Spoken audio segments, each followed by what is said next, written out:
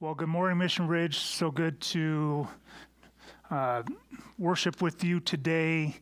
And we are continuing our series called Inhale, Exhale. This is our series on the Sabbath. And the first couple weeks, in particular, they were pretty theoretical. They were about the why do we Sabbath? What does this mean for us? And today we want to start to move into the practical. Now we'll have to do maybe a little more theory before we get into practical, but halfway through, I promise this will become practical for us. We've heard the phrase, the joy of the Lord is our strength. Have you ever wondered what in the world does that mean?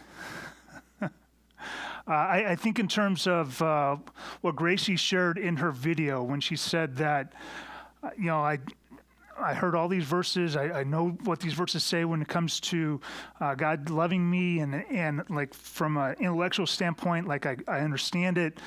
But from a practical standpoint, do I always feel like God loves me? And the same way, I know that as Christians, we're supposed to be joyful. Like it's one of the things we talk about. We definitely talk about every Christmas, right? It's one of the candles that we light. And I'd have to say, as your pastor, I have theorized on it more than I've practiced joy. I would say my experience with joy within the last 3 weeks has probably exceeded my experience with joy maybe the other 52 years of my life. Isn't that interesting? I've experienced joy more consistently in the last 3 weeks than I had maybe my entire existence, even as a Christian.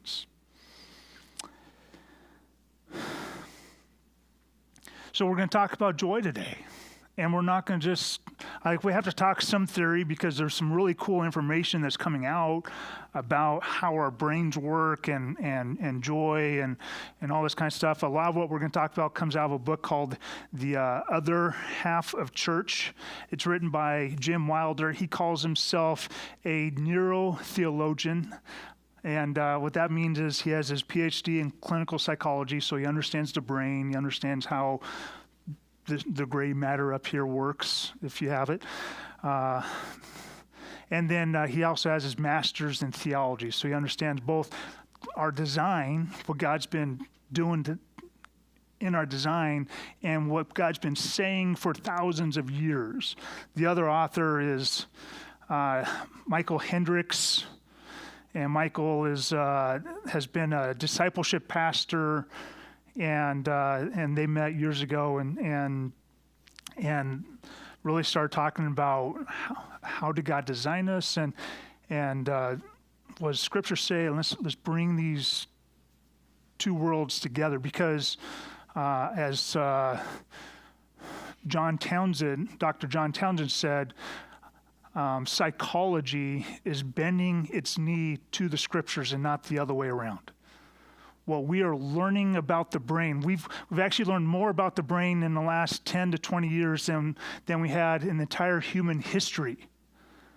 What you and I grew up learning in high school and college about the brain was infantile language compared to what we know today. Like now we could start talking like adults, and who knows what we'll know in another 10 to 20 years. But that's what we got to understand. Like what we were taught 20 years ago, 30 years ago, that was infantile language compared to what we know today. And we'll talk about some of that as we go along, because it plays into our design and how we're supposed to experience joy.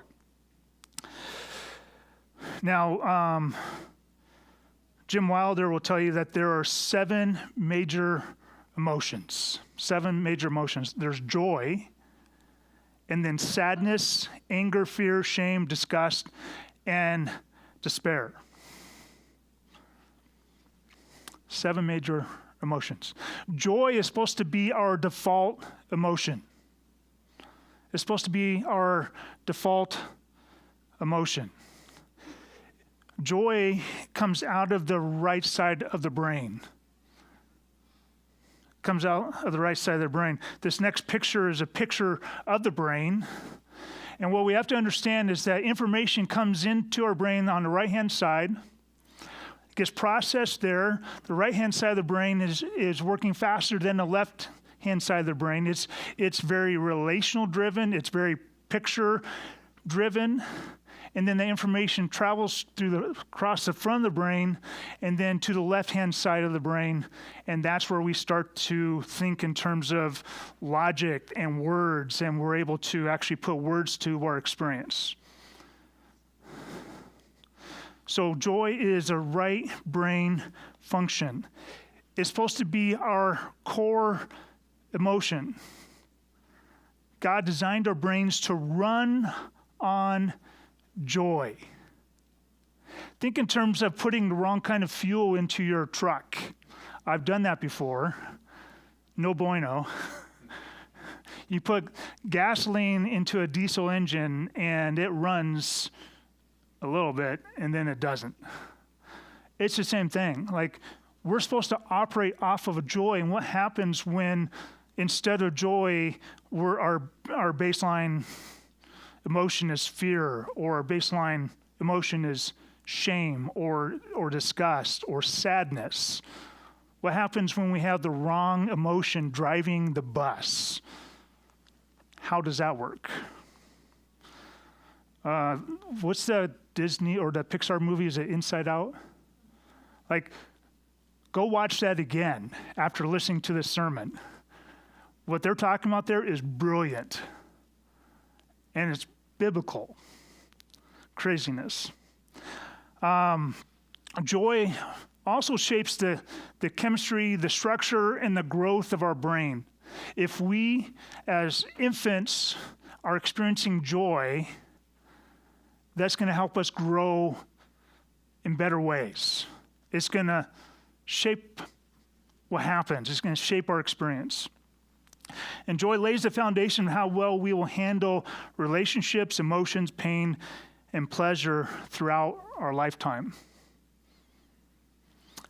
Joy is primarily transmitted through the face, especially through the eyes, but also through the voice. Think about the infant, and you pick up the infant, and they don't have language yet, right? They're operating out of their left brain. They haven't started operating out of their right brain yet. They don't know how to use logic. But they see your face. And what happens when your face lights up? They go, oh, they're happy with me. This is a safe place. I could grow here. I could thrive here.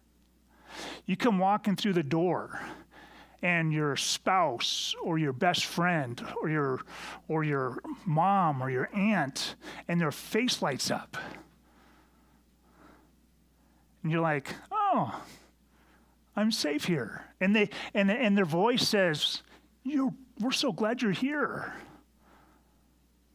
Think about that experience. That is supposed to be our default experience. Our default experience. Joy is relational. It's relational. First and foremost, it's through the relationships that we have with each other. We're supposed to transmit it to each other. It's supposed to go bi-directional, by the way. It's not supposed to be a mono, one direction, just a I get it and I don't ever give it away kind of thing. Notice that Logan, when he was talking about his experience at the aquarium, he says, I experienced so much joy. Could you tell the joy? Like, was he telling the truth when he said it? Absolutely. Why? Because he was experiencing his God. He was experiencing his God in that moment. We'll talk more about that. Joy, by the way, is important to God and to us. He's a relational being, and he wants you to experience his joy, and he wants to experience joy because of you. I loved how Logan prayed. Like, we are worshiping to remind you, God, that we love you. We want you to experience joy from us, Lord. But we need to remind ourselves of how much you love us. It's relational, and it's important. So again, joy is primarily transmitted through the face. We see that in the scriptures. In Numbers 6:24-26, it says this: "The Lord bless you and keep you. The Lord make his face shine upon you and be gracious to you. The Lord lift up his face," in Hebrew, that word is face, "on you and give you peace." This great blessing of the Old Testament says that we are to experience God's face. That's important for us to experience his face. The psalmist says this: "In your face, in your presence," in the English, but quite literally in the Hebrew, "in your face is the fullness of joy." In your face is the fullness of joy. The psalmist knew that we are supposed to experience God's face towards us. In fact, anytime in the Old Testament and the New Testament where we see in the English his presence and joy, it's always face. Those writing down the words for us in Hebrew and in the Greek, they use the word face. It's not just the fact that God's physically around us. That's cool. It's that God's face is towards us, that God wants you to experience him in an intimate way. And, I didn't plan the video for Gracie. As part of ourselves, I didn't tell her what to talk about. But man, could you just not see in her face the joy that she's experiencing as she experiences intimacy with God in a new way? If you want to watch that video again, we'll give it to you. Because that's supposed to be our experience with God. That's supposed to be our experience with God. And we can experience joy through engaging Christ in our hearts. This is a heart level thing that takes place.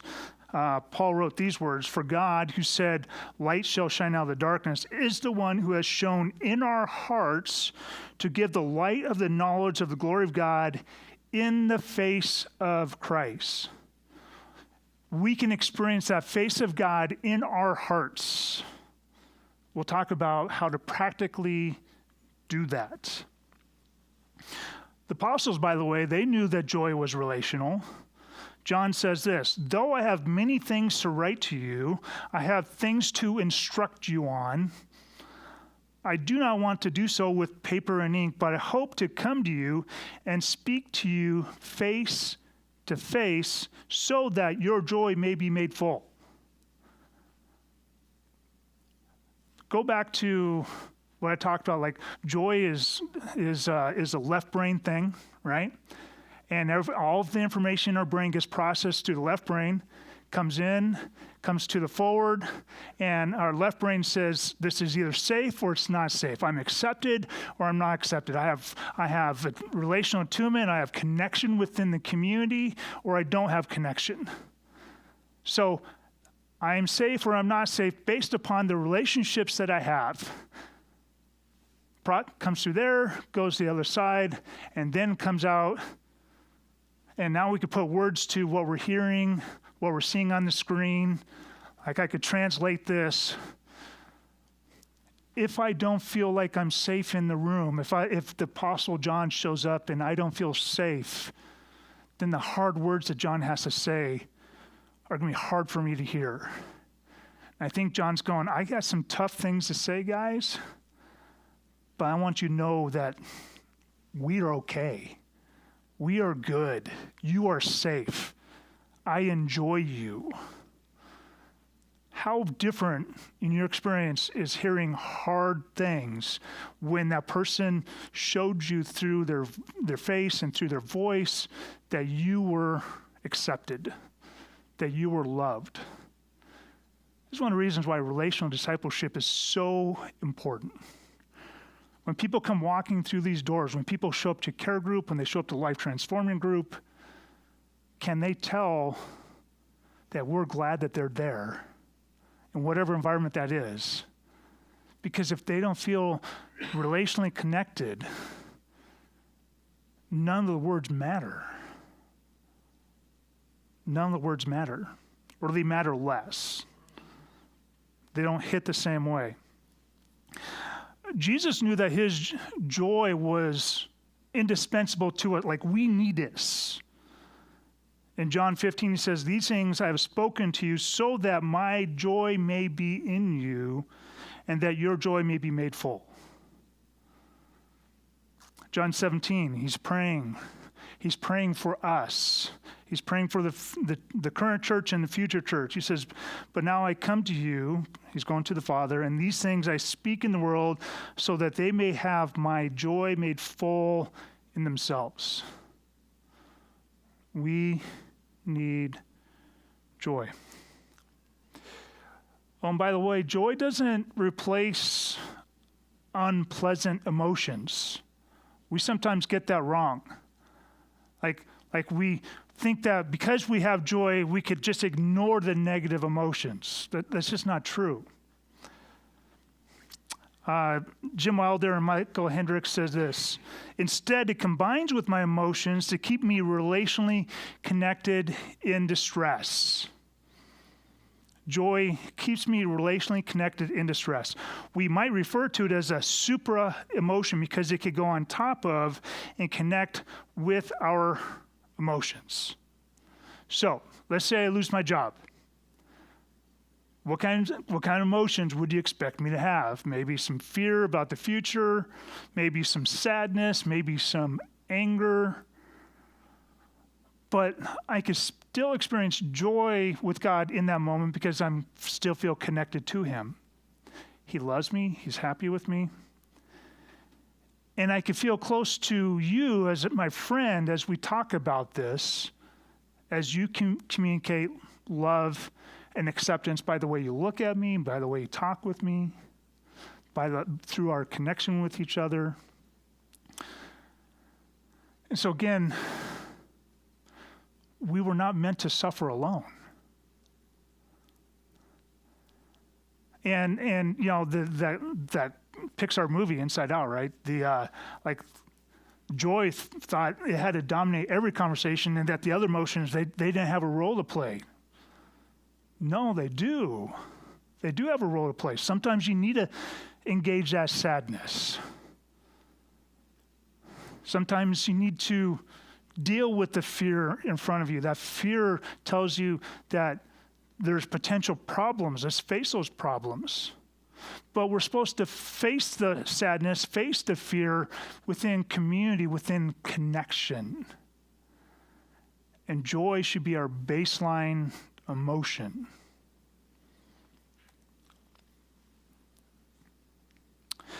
Since joy helps us to regulate unpleasant emotions, the two authors say when it runs low, we will go to non-relational sources to stop the pain. Tell me if you ever experienced this. They call this pseudo-joys, and includes either substances or experiences, or maybe both, that temporarily shut off the unpleasant emotions. And these are predominantly non-relational. And they're ultimately unsatisfying. So it's like food. When we run to food to deal with our negative emotions, our painful emotions. When we run to social media, when we run to shopping, when we run to alcohol or drugs or sugar or porn. These are pseudo-joys. And if we don't engage with real joy, pseudo-joy will become the norm for us. We will keep running to those pseudo-joys. So again, joy is predominantly right brain function. Left brain. Did I get that wrong all the way through? No, it's right brain. Sorry. I've been messing that up. It's predominantly right brain. is supposed to be our core emotion, our default emotion. We're supposed to experience joy and then deal with the other emotions. It is primarily transmitted through the face. It's relational. It's important to God and to us and can be experienced along with painful emotions. So, let's get practical. And Logan, for some reason, we're not showing timer or anything up here. So let's get practical. How can we experience joy with God in a very practical way? I think Gracie, we saw in that video, Gracie's starting to experience that in a practical way. So Michael Hendricks went to Jim Wilder and he asked him that question. He goes, so how do I do this? How do I make joy my default emotion again? Can I reprogram my brain? And the answer is you can.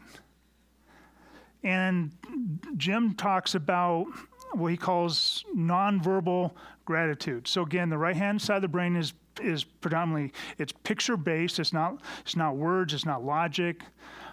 Most of the time when we express gratitude, it's through the words that we say. Thank you. That was wonderful. The food was amazing. But joy is visual, right? And so Jim, in his book, talks about how we can experience non-verbal gratitude. And it's by going back and picturing these moments where we sense God showing up in our life.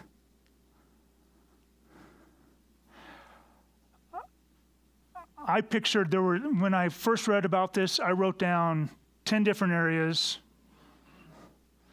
10 different experiences. When I first came to know Jesus as a kid, 6 years old, I'll talk about a little bit more about that here in a moment. When I reconnected with my cousin when I was 21. So there's a 15-year gap between the first memory and the second memory. Do you think that might be a problem? When joy is supposed to be our default emotion. That might be problematic. And then when I married Christy at 27, again, a 6-year gap.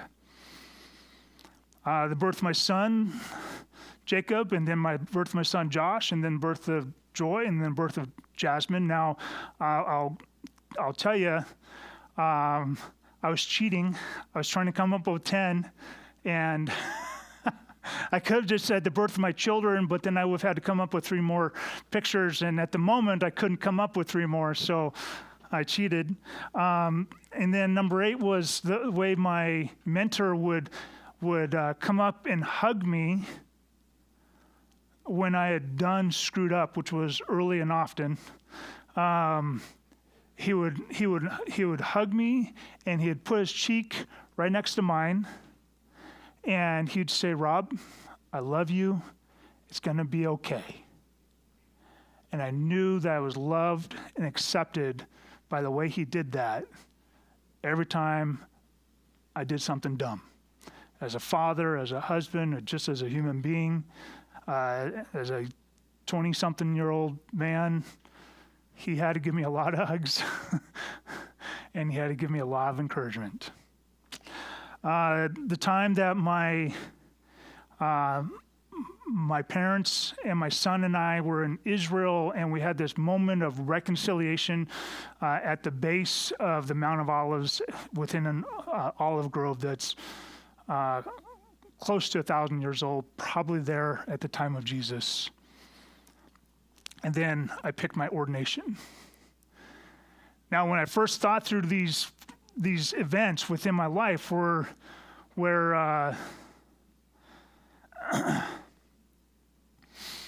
experienced God, when I first wrote these down, like I had a hard time finding 10. How about you? Can you pick 10? And what are the gaps? Are they days old? Are they decades old? What would you say your default emotion is? What would your friends say your default emotion is? What would your coworkers say your default emotion is? And so I had to wrestle through that. Now, I will say this, that as I started working through this process on a daily basis and taking 5 minutes a day, just sitting down in a chair and trying not to think words, trying to picture pictures and try to connect emotionally to what was going, like my physical being, like connect to how my body felt in that moment as I worked through this process. God started giving me these other pictures. And sometimes it was on the side of a mountain looking across the valley. Sometimes it was at the lake with my family, looking across the still waters before we'd go skiing. Sometimes it was at the ocean. Sometimes it was my larger family coming together for Christmas when I was a kid. There were a lot of pictures with Christy, a lot of moments with Christy. And I'm finding as I practice these memories, as I engage these memories, and again, like I'm trying hard not to put words to what I'm experiencing, but just connect to the visual, because that's that side of the brain is visual, and connect to what the rest of my body is feeling. That's what that side of the brain wants to connect to. As I did that, I started experiencing more joy and finding joy in my life and in things. So let me take you back just to one picture, just to give you an example. When I was 6 years old, my parents were anti-Christian, anti-God, but I had this deep sense inside of me that, one, I was saved. 2, that I was fortunate to be in my family. And 3, that I was fortunate to be in this country. I don't know why I knew that, other than the fact that God was in my life. And when I go back and I could picture the wall that I stared at as a kid, as I thought these thoughts, as I reconnected that. And when I closed my eyes, and I pictured that moment, I start to smile. I don't know if you guys know this, but a couple months ago, maybe 4 or 5 months ago now, I started practicing smiling. I think I told Gordon this. I'm practicing smiling because I realized I don't smile. Why? Because joy hasn't been my baseline emotion. It's supposed to be. It's supposed to be your baseline emotion. It's supposed to be your neighbor's baseline emotion. It's supposed to be that guy that shows up to work every day, he sounds like the guy popping up out of the garbage can on Sesame Street, right? That guy, or the 2 guys up on the balcony from Sesame Street. Those 2 guys. Those guys never smiled in their entire existence. They weren't designed to. They're Muppets. But you were created to enjoy your God. So habitually take time to seek his face by delighting in the memories of the ways he has shown up in your life. That's the encouragement to you.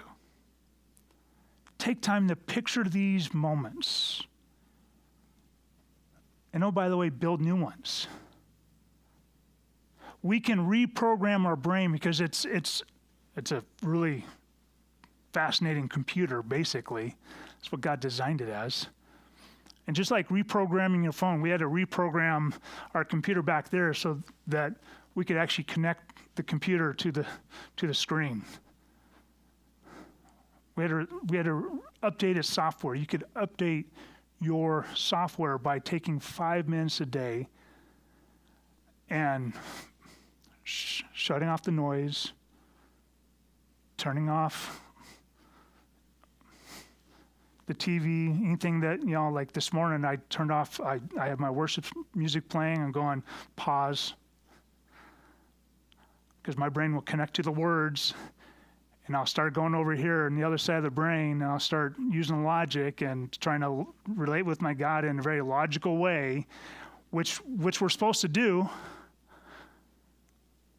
2, that's half of it, but the other half we're not necessarily trained to do, which is engage with our God visually and engage with those moments of God showing up.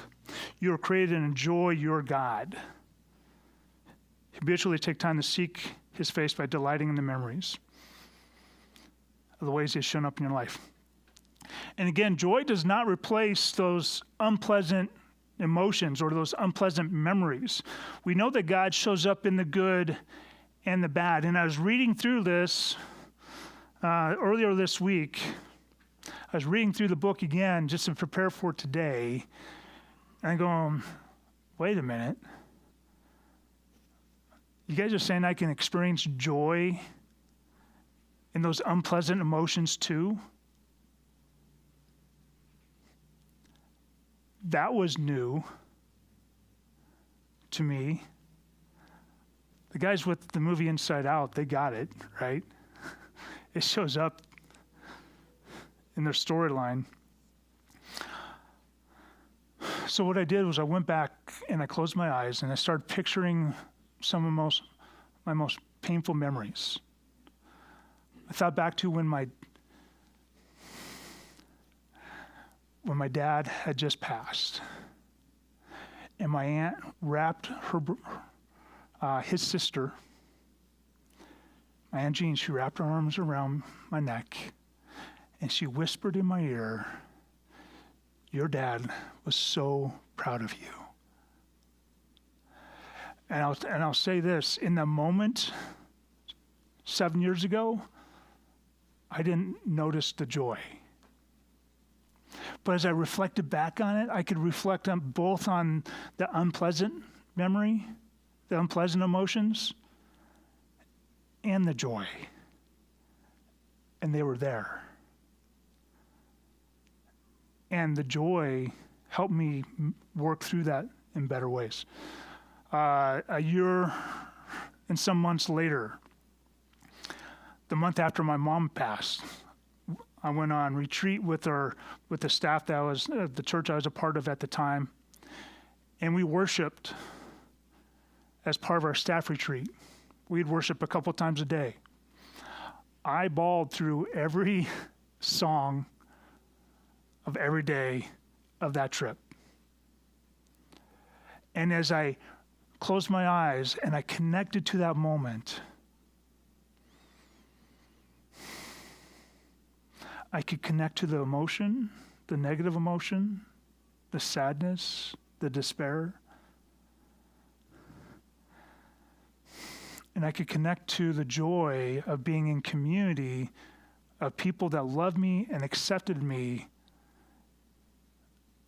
even though I looked like a blubbering idiot, just crying and celebrating God all at the same time. So we could experience those emotions, those negative emotions, and joy.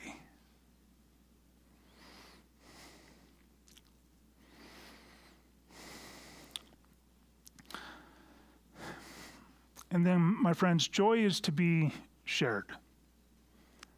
Joy is to be shared.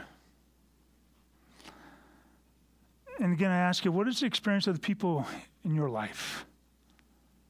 What default emotion? Are they experiencing sadness as your default emotion? Are they experiencing anger as your default? Are they experiencing fear, shame?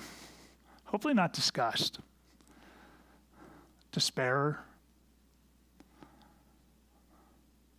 I've bounced around those 6 emotions as my default over the years.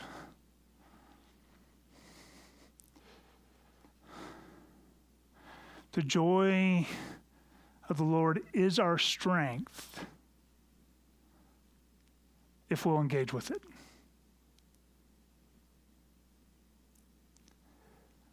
And it can become other people's strength too if we'll engage with them. If we'll let our eyes lighten up when they walk through the door. If we'll communicate love and acceptance, whether it's the first time we met them or the 1,000th time.